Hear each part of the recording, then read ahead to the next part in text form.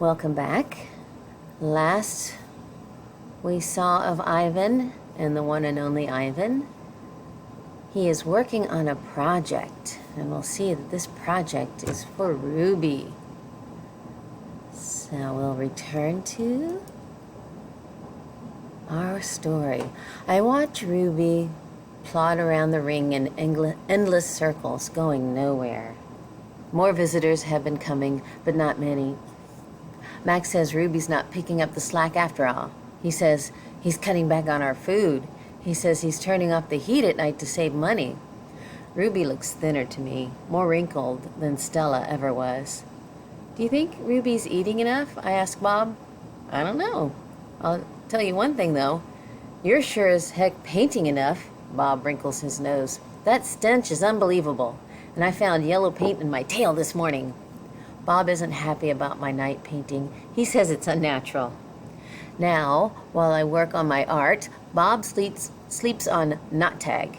He claims he prefers her because she doesn't snore. He says her belly doesn't rise and fall and make him seasick. What is this plan of yours anyways? Anyway, Bob asks, if you explained it to me, I could help out. He gnaws at his tail. Maybe I could come up with something that doesn't involve, paint. I can't explain it, I tell him. It's an idea in my head, but I can't get it right. And anyway, I'm almost out of supplies. I should have known I wouldn't have enough. I kick at my tire swing. It's splattered with drops of blue paint. It's a stupid idea. I doubt that, Bob says. Smelly? Yes. Stupid? Never. Bad guys. Most of the day I doze. Late in the afternoon, Mac approaches. Bob slips under Not Tag. He prefers to keep a low profile around Mac.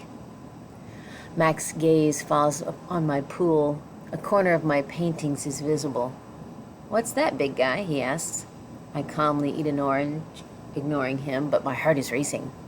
Mac kicks at my plastic pool. Underneath it are all the paintings. Mac yanks on a piece of paper. It slips out easily, and he doesn't seem to notice the other paintings. The page is striped with green, which is what happens when blue paint and yellow paint get together. It's supposed to be a patch of grass. Not bad. Where'd you get the paint anyways, George's kid? He considers. I'll bet I can get 30 for this picture, maybe even 40. Mac turns on my TV. It's a Western. There's a human with a big hat and a small gun. He has a shiny star pinned to his chest. That means he is the sheriff, and he will be getting rid of all the bad guys. If this sells quick, I'm getting you some more of that paint, buddy, Mac says. He walks away with my painting, Ruby's painting. For a moment, I imagine what it would feel like to be the sheriff. Ad. Good news, huh? Bob says when Mac's out of earshot. Looks like you might be getting some more supplies. I don't want to paint for Mac, I say. I'm painting for Ruby. You can do both, Bob says. You're an artist, after all. While I watch the movie, I try to come up with a new hiding place for my paintings. Maybe, I think, I could fold them once they're dry and stuff them into Not Tag. It's a long movie, and at the end, the sheriff marries the woman who owns the saloon, which is a watering hole for humans, but not horses. It's been a long time since I've seen a Western that was also a romance. I like that movie, Bob said. I say to Bob, too many horses, not enough dogs, he comments. An ad comes on. I don't understand ads. They're not like Westerns, where you Westerns where you know who the bad guy is supposed to be. And they're hardly ever romantic unless the man and the woman are brushing their teeth before they face. I watch an ad for an underarm deodorant. How do you know who's who if they don't smell? I ask Bob. Humans reek, Bob replies. They just don't notice because they have incompetent noses. Another ad comes on. I see children and their parents buying tickets, just like the tickets Mac sells. They laugh, enjoying their ice cream cones as we walk down a path.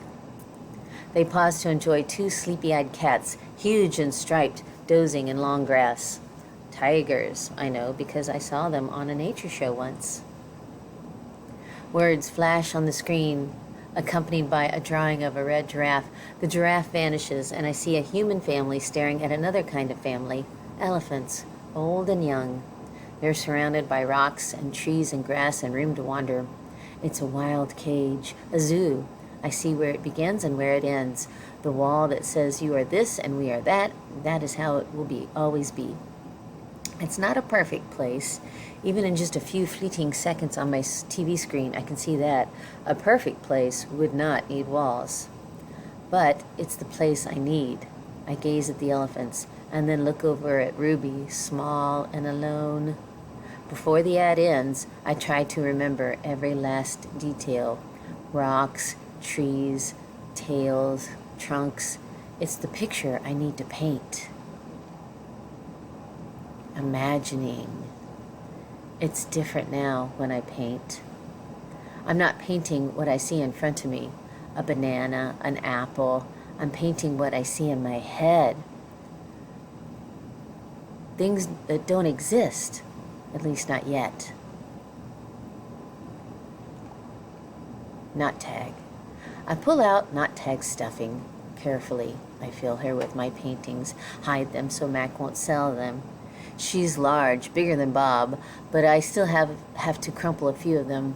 Bob tries to settle on her for a nap. You've killed her, he complains. I had to, I say. I miss your stomach, Bob admits. It's so spacious. When Julia arrives, she noticed that I've used up my paints and paper. Wow, Julia shakes her head. You are one serious artist, Ivan. And we'll leave it at that until next time with the one and only Ivan.